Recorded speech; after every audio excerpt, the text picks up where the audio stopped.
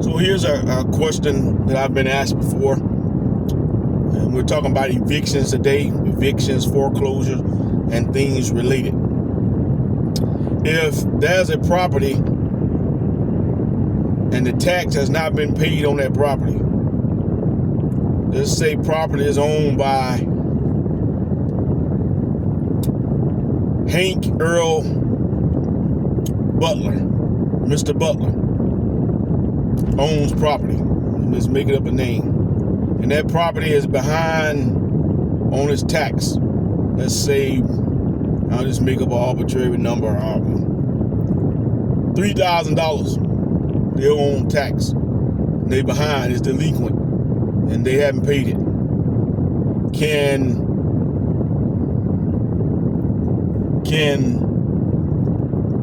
Mr. Smith go and pay Mr. Butler's the tax, the $3,000?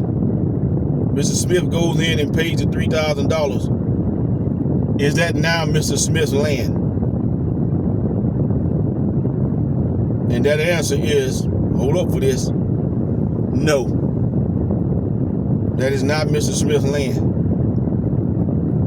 The land still belongs to Mr. Butler, and Mr. Butler no longer has a tax bill because Mr. Smith just paid it. But it does not become Mr. Smith's land. Now, if the land is up for auction by the county because of unpaid tax,